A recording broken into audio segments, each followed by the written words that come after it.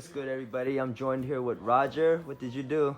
I went to I came here to Nats with like no intention of actually playing. I didn't have my invite, and then on Saturday we just went through the LCQ first try, got through everything, 2-0'd everyone, and then we went to the main event. Somehow got to day 2 with Megaliths, 2-0ing like everyone except for like two guys. One of them was I don't know, he was like a 3-time YCS champion or something, but yeah, it was really fun. I didn't expect to play as well as I could, and Scythe is the worst card in the format.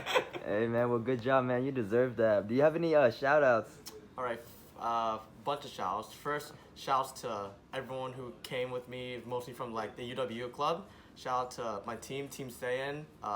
My boy Steven, he really hyped me up to actually play competitively. He really helped me actually believe that my deck was competitively viable.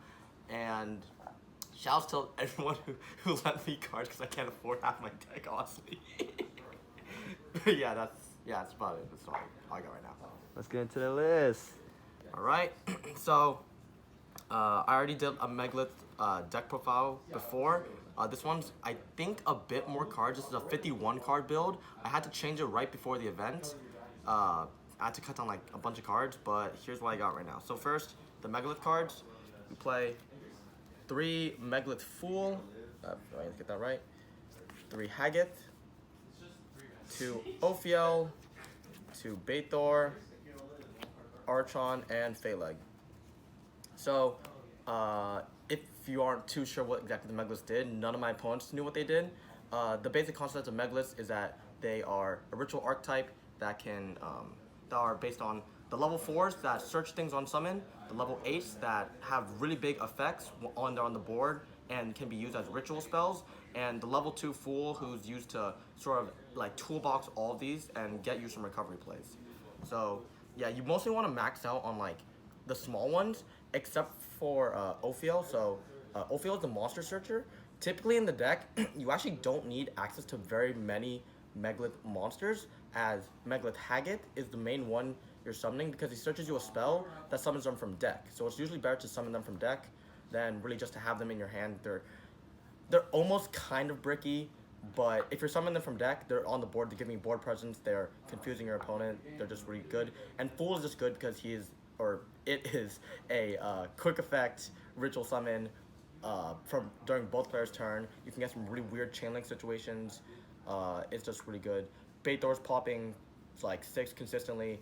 Archon is chain block, being able to quick play, tribute off your guys to dodge targeting, and Phaleg boosts everything to like 8,000 attack and gives you lethals in boards that should never get lethal. As for my Megalith ratios, I think are basically perfect. I don't think you should ever play any less of what I played there. Next up, we got the Impantation package. We played 3 Impantation Child Slime, 1 Candle, 2 Impantation Taskmandra, 1 Pencil Plume, and 1 Inception. So any ritual deck that isn't named Drytron needs to play an Impantation package. I don't care what you're playing Shino Birds, if you're playing Libromancers, playing Vendreads, doesn't matter. You need to play these, as these are by far the greatest ritual support ever, better than like Diviner or Benten or whatever. Child Slime, in hand, just reveal it for cost, and then for effect you discard. Every time I activated this, my opponent would like have to read what Child Slime did. They're like, oh shit, I didn't know what this is. I thought this was just an MBT tournament. They'd be like, oh, okay, discard for cost.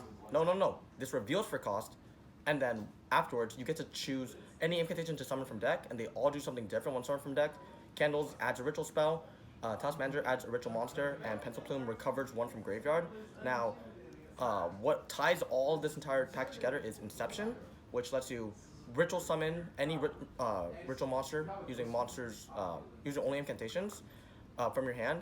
And then in the graveyard, it recurs itself and then summons another incantation from your deck by sending 1 from hand or field. So basically, Child Slime getting to Candle into Inception, and then Inception getting into one of these two, it's like, I don't even know what this is, like +3 or something, and it gives you access to, Task Manager gives you access to like your Ben 10 or your Megalith plays, whatever you're missing. Basically, Child Slime just like is like the bridge to everything in your combo while giving you massive pluses.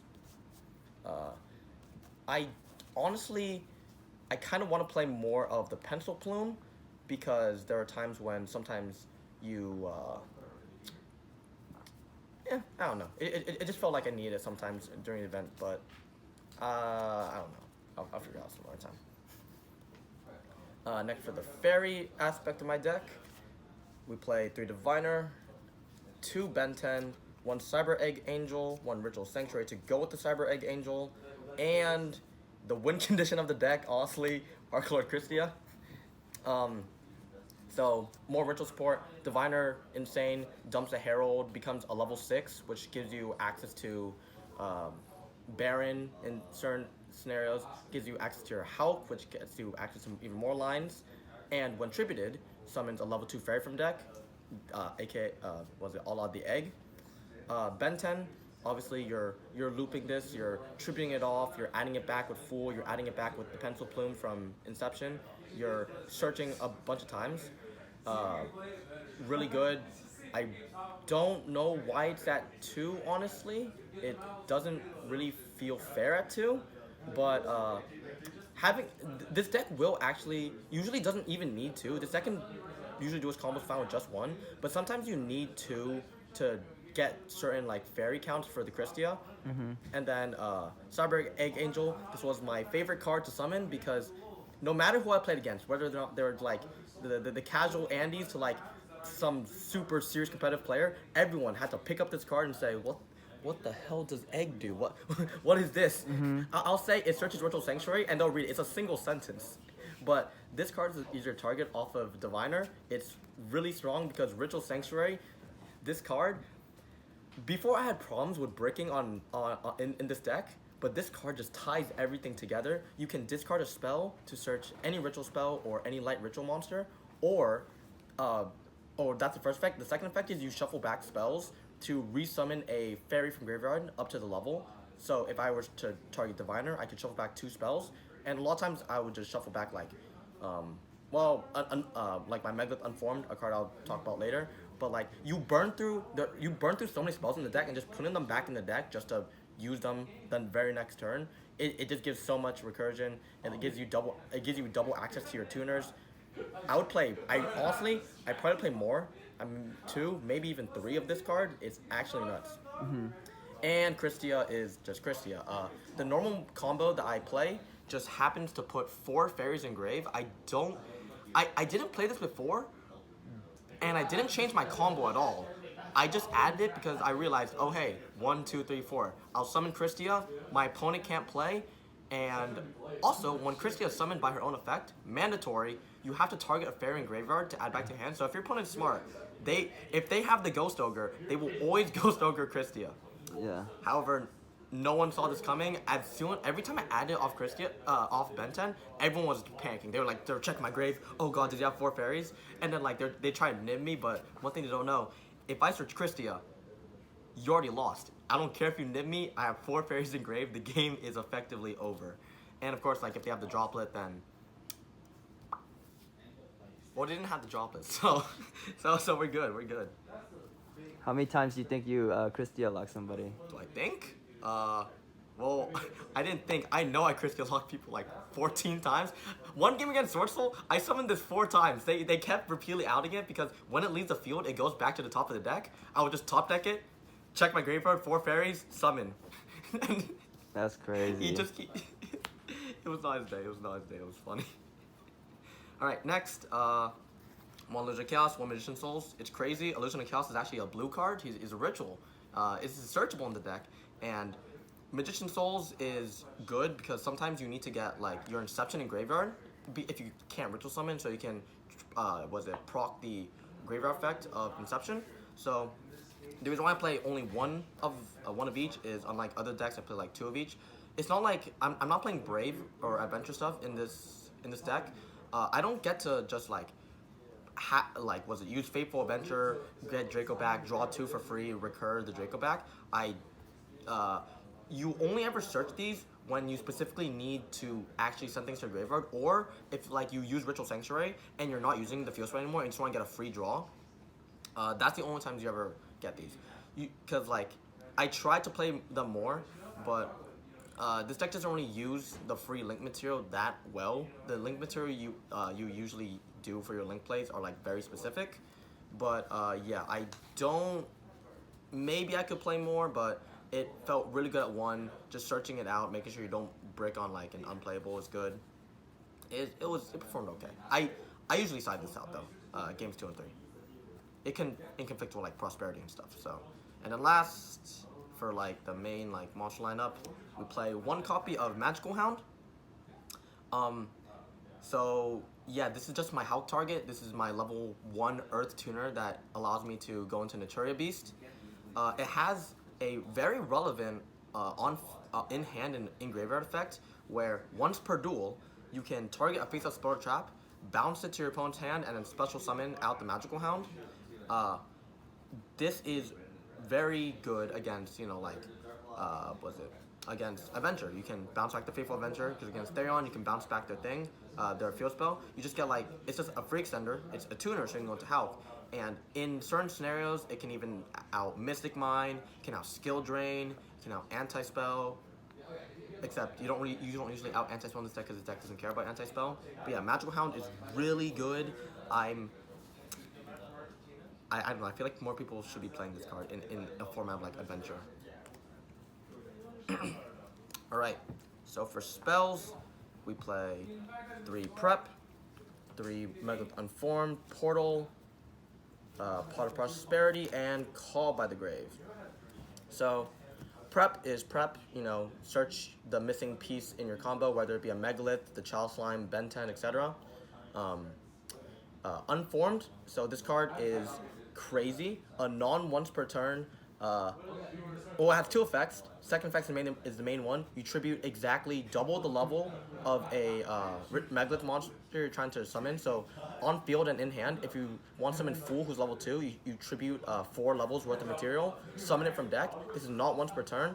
There are times where I will summon Haggith, the Spell Searcher, where I'll go like, activate Unformed, tribute 8 levels, summon Haggith. Haggith effect, search Unformed, and then go like, okay, activate Unformed again, summon another Haggith to get another Unformed, and then use the third Unformed to get another Haggith. And then Ritual Sanctuary, shuffle back the 2 Unforms I used before to summon another Haggith later, get Unformed, and it just starts. I feel like at this entire event, each time I activate Unformed and each time I search Unformed, it just like, it did a little bit of mental to my opponent. They just their eyes were just glazing over. They couldn't handle the power of a non-once per turn E-Telly, basically. Wait, no, the E-Tellies are one. Yeah, it doesn't matter. Ignore that. Next, we got Megalith Portal. Also, this card's kind of bad. I play it because it's a field spell for Cell Rotation, and though sometimes this can come up, so basically it protects your ritual monsters each from battle once per turn, and then whenever a Megalith monster is special summoned, once per turn you can target a ritual engrave, add it back to hand. The only time you need Portal in any of your combos is if you mess up and you somehow get 5 fairies engrave, and you need to add back that Ben 10 to get exactly 4 for your Christia. Otherwise, this card is usually sided out. It's usually given to my opponent for set rotation, and I'm kind of this is more like a fail-safe. So if I get better at the combos, I'll just completely cut this. But until then, I'm gonna keep playing this card. 3 Pot of Prosperity. This is very, very obvious. I'm looking for, this deck is all about finding certain 2-card combos, so I need to Prosperity for 6, find my combination. It does conflict with Magician Souls, which is another reason why I'm only playing Magician Souls and Illusion Chaos at 1. But yeah, Prosperity is nuts. I only own 2 of these. This one is a friend. We're just gonna put this out to the side. We don't need to talk about that. 1 Call by the Grave. I don't like Droll. I never saw Droll. I saw Droll a couple times, but I never had the Call by the Grave for them. But yeah, Call by the Grave is really good. I don't know what more to say. And now for like the board breaking, we got 3 Forbidden Droplets. Shout out to my boy Ramiro for lending me these again. we got our Gamma and Driver, and then set rotation Mystic Mine. Forbidden Droplets, super clutch against was it the Thunder matchup that I remember I drew like round 8, a Swiss, stops Barret statue, stops Baron, stops everything. It's kind of sucks when you draw it against like was it Herald, Arclight. You can't send monsters, but this card was amazing. I'm so glad I last minute put this in. Gammas,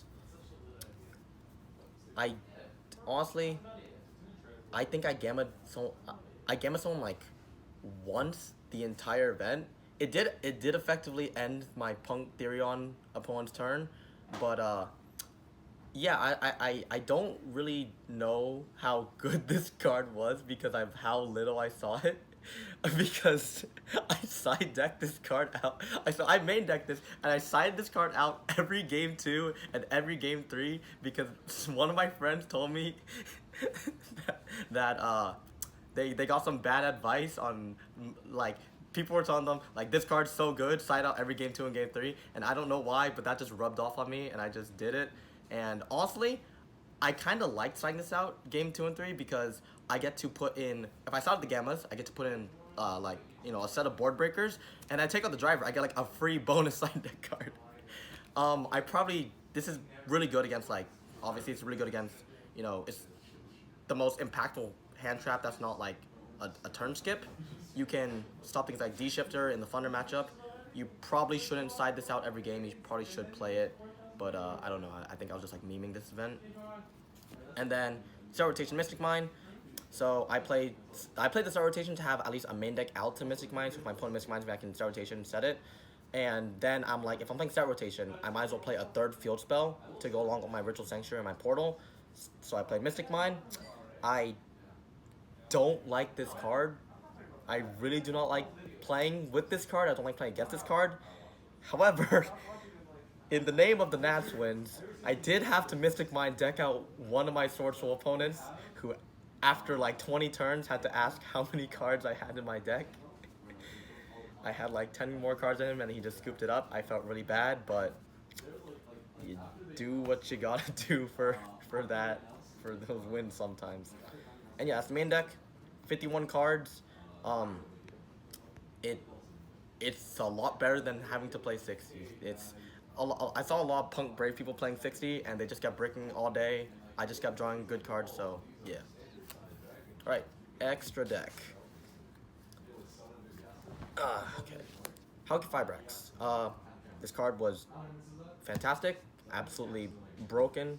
I'm so glad it's not banned yet. Summons your this basically converts your diviners into a magical hound so that you can synchro with your Megalith to summon Nat Beast, and then it's tag out effect for Desert Locust into a Baron play. Basically, if you summon this, you're basically guaranteeing you're going to get a Baron and a Nat Beast, which a lot of decks just don't have a good answer to outside of like the board breakers of Droplet, Dark Ruler, etc.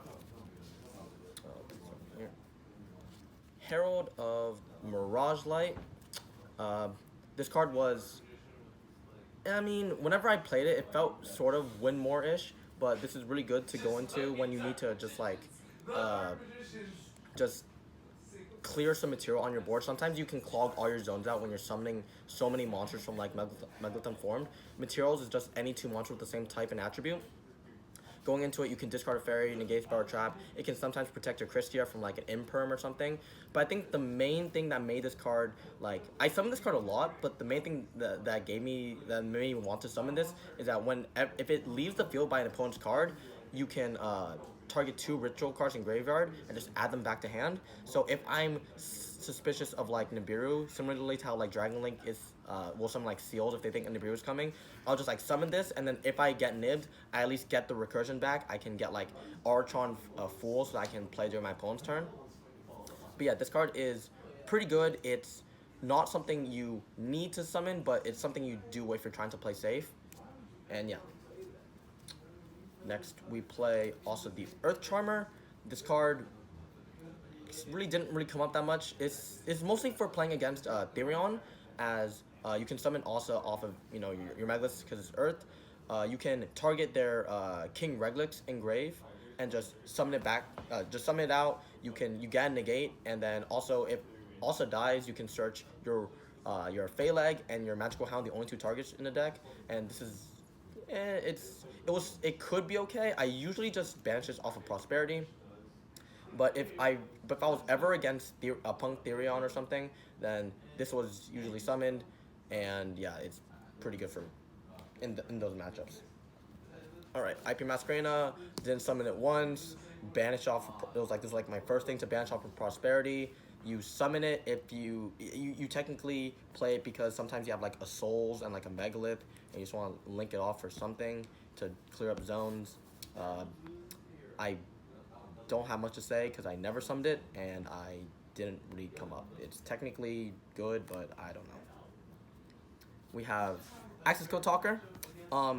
This is my most expensive Prosperity banish. This is the second card I banished. I never summoned it once. I never needed it to, because you summon this when you're trying to go for a game and break boards. However, Megaliths have Baithor and Phalag that do very much of that, and they don't require you to get like 4 monsters worth of material on the board. This is technically supposed to be good because I'm playing Souls, so I have more bodies to like link climb with. I just never needed to see this, so yeah. Underworld Goddess. I think every deck should play Underworld Goddess. There are things in the in the meta that are just really hard to out. We've got or not really hard to out, more to like just like that Underworld Goddess can just like easily clean up. We have the Boral End, we have the Mirror Jade, we got, I can't think of a third thing, but it's really important. Yeah, I did Prosperity this out sometimes if I'm playing against like, I don't know, like Punk Adventure, where they're just like summoning out maybe like a Baron that's easy to out. But against my Adventure dealing component, this was very important for dealing with the Boral End. So yeah. Now I guess I'll just go XYZs. We'll go Baguska, Dweller, and Zeus. So I didn't summon these two at all, but I did summon Abyss Dweller a couple times. I think these I think for since all the monks are rank 4s, these two rank 4s are just like really impactful to the game state. Dweller is just good for shutting down like Despia, shutting down Tenyi Sword Soul, shutting down D-Link to a certain extent. Just being able to once again free up zones and just go into a Dweller if I know what matchup it is just super good. Baguska, good old Plan B. I never needed to summon Plan B. I was always able to just play my Plan A. This is obviously you can summon in defense, but it's also a good line to go into Zeus, as in attack mode can't be targeted or destroyed by card effects. And then Zeus, if you really need to summon Zeus, then you summon Zeus, obviously break a board. I just didn't need to do it personally, as I was just able to break boards through my normal Megalith plays and just drawing good side deck cards. And that's it. Was it Cyber? No. Outer Entity Entis. This card was actually I'll just go over this and Herald, as they're both mostly go. They fall into the same category as targets to send off of Diviner. Entis was really good overall. A lot of people, you summon Diviner, they expect you to send a Herald, and they don't really think about it turns out I'm forcing out their Blackout early. I'm forcing out I don't know, Conquistador early. I'm forcing out certain interactions early. Entis is just good to keep your opponent on their toes. And then we got 2 Herald, the Arc Light. You play 2 because you're probably going to take this game, each game, to maybe 4 to 6 turns. So you're going to need to have a second Herald to send off of the Herald, off of the Diviner to get your searches. Sometimes, I think I summoned the Herald of Arclight once. It really is, the only time you summon it is if you're really banking on setting up like a Christia, and you really think your opponent has if you think they have Forbidden Droplets, then you can go like Christia, Baron, Herald. and then your board's gonna pretty much be safe from there. I usually banish one of the heralds off of prosperity, as if I'm using prosperity, I'm just trying to I'm just digging for a play, and then I'm just relying on my turn 4 just to be strong enough, or turn 3, turn 4 to be strong enough that I don't need the second herald. I'll just use Divine to send the Entis, and that'll be it. But yeah, that was that. We played Mature Beast. This card was, honestly, this card's probably super broken because a lot of my games, I would just set up my end board of Nat Beast, Christia Baron, and my opponent would just scoop, and I would never even get the ability to activate Natura Beast because the game was just over. But and then whenever the games did get to play, it's because they had the Dark Ruler or the Droplet, so Nat Beast was always getting negated. But this card's super good. It's IO on legs, puts a bunch of pressure on my opponent, and it's basically just a free summon that my deck can just do. Yeah, it's IO. IO's broken. Desert Locust and Baron.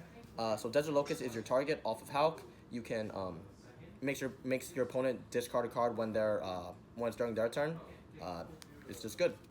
And it's just how you bridge up into Baron. So typically, I used to always summon Baron on my own turn to play around Nibiru or a certain hand trap. Though recently if I think my opponent has Nib, I just let them Nib me because I play Christia, and then I just they Nib me, I Christia them, and then I find a way to out their Nibiru token, and then Baron is the backup play. So if Christia ever gets negated, you can then use your Hulk to go into Desert Locust to then get into Baron, and that's how you're going to continue up the pressure. You don't always need to actually summon Baron in order to win. You just need to make sure it's always in your pocket, because really, Christia is your win condition, and then if they out it, then you start, playing the rest of your deck. And that is the entire extra deck. Overall, half this extra deck was super good, and half this deck was super good prosperity banish targets. Alright, side deck. We played 3 Dark Ruler, 3 Evenly, 3 Nib, 3 Lightning Storm, a Duster, Pank, and Lancia. So I didn't really feel like I needed hand traps for my deck, as I basically knew every end board every deck was trying to build, and then I was thinking, no, I can't really play any number of hand traps to stop it, so instead I'm just going to let them play all they want. I'll let them fumble their combos, and I'll just destroy them. So Dark Ruler Evenly, these were super duper clutch. I was all my matchups, I was just signing these in every game, and I just happened to draw them. It just felt good to draw. Bro, were you falling asleep? Man, I wiped. Anyways, I play 3 Nib. Nib is technically a really good hand trap against reckless Punk Brave players and Sword Soul. However, I just never sided this in. I don't know. I just didn't really feel like hand trapping my opponent during this NAS. I need to conserve brain power, and just every time my opponent would just combo, I would just turn my head off, take a quick nap. I'd come back, and then I would just hit them on board breakers instead. So while I have these in my side deck, I never really sided them in. Maybe I should have, but it was a long day. I was playing Megalith. I was tired. Then we played 3 Lightning Storm. Shout out to my friend Henry for letting me borrow these. Lightning Storm was it was completely useless because I played against no back row decks. Everyone kept summoning their Barons in defense mode. I think if I ever did side Lightning Storms in, it'd be as a one of, with I'd have 8 spaces, and I'd side in these 6, the Pank, and then a Lightning Storm over Duster, because at least Lightning Storm could potentially hit attack position monsters along with the back row. But if I played against actual back row deck, this would have technically been good, but no one wanted to play back row because everyone was just combo crazy. And then Duster, because it's also back row hate. And then Pank and Lancia. Pank went absolutely crazy. Honestly, this beats over a lot, very few things, but it was just good because it's both monster and spawn trap removal, and it's just a free summon. Also happens to be Earth, so at least you can do stuff with Oster or whatever. But yeah, Pink Tops was just strong, helped me clear certain floodgates. Lancia is just like whenever you're playing against Thunder, you have to side out your Christia because it's absolutely useless against them, and then you just swap it with Lancia, which stops the recovery plays, stops like the map, stops the calendar, and yeah, it's just no brainer. Super good against Thunder. I played against it once, and this prevented them from cheesing me in time with calendar. And yeah, that is the deck. Awesome, man. Hey, congrats on winning the LCQ and getting in the main event and then making it day 2. You deserve it, man, for sure. Thanks, man. I'm Any final thoughts? I'm be real.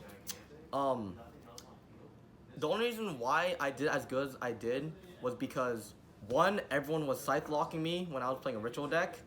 2, people were putting up like 2 negates maximum, and this deck Megalith sort of folds to like a huge number of monster negates.